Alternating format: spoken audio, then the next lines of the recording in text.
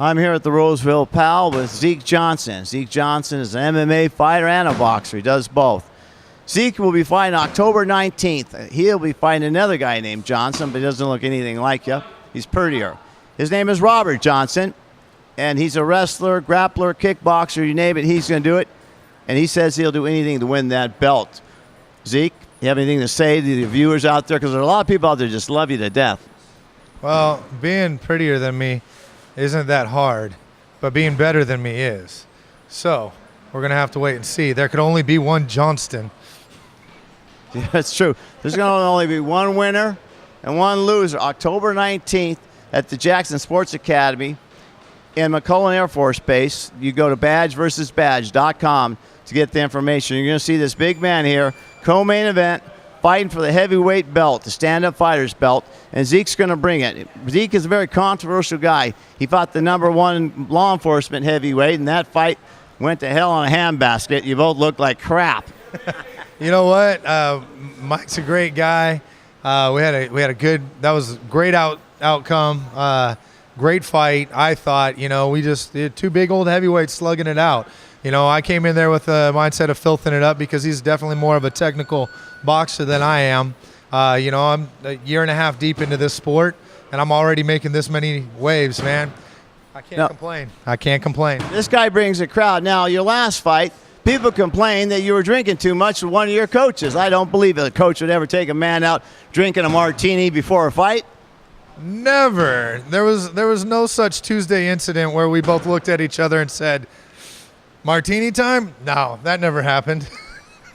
Well, everybody knows I love a good martini. And yes, we might have taken a beer or a martini, but he was drinking a beer light, weren't you? Wasn't it a beer light? I think it was an O'Doul's. Oh, stop it. It was a shot of tequila. It was pretty damn good. You know what? That's my training regimen. I'm getting too old for this shit, and I'll be honest with you. It's a lot of fun. You know what? I wish I'd gotten into this 10 years ago when I had a lot more discipline, but I'll tell you what, it takes its toll on your body, all this training and running and getting hit in the face. I mean, look at me. I'm not a pretty man, but the things I do are beautiful.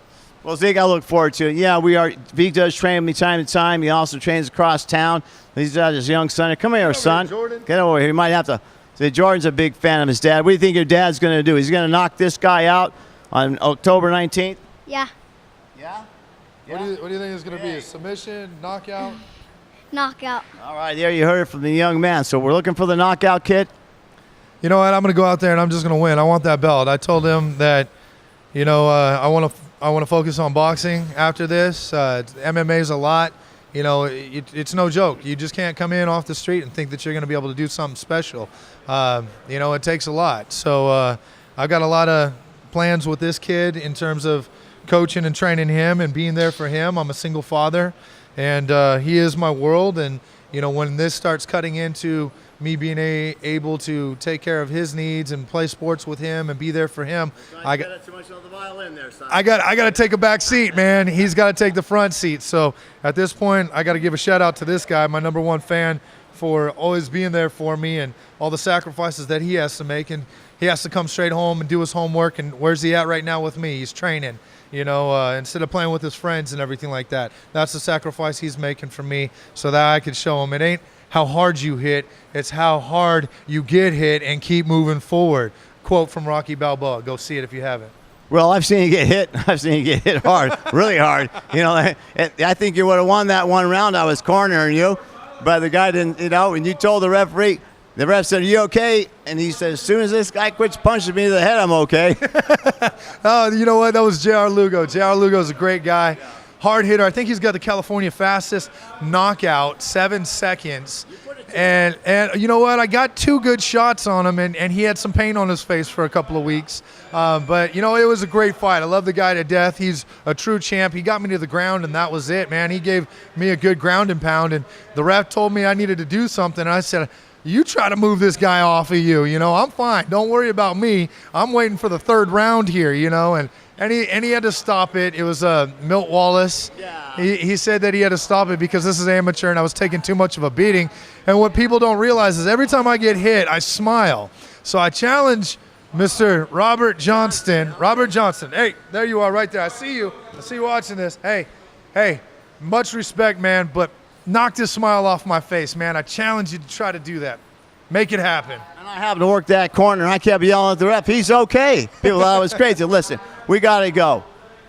You'll see some great fights, 15 fights, 4 title fights. We had 2 women fighting 2. October 19th in Sacramento, Jackson Sports Academy. Give me that microphone. Hey, I got to give a shout out to Mr. Gary Shirley here, NorCal MMA. I got to give a shout out to everybody that's coming in and has been supporting me. Again, my #1 fan, my son, Jordan Johnston, in the house. He's my #1 fan. Everybody that's been helping me out, Thomas Fallon, Mike Gomez, everybody that's pitched in, Ben Cooper, Sandy Scrum, Aaron Kabalak.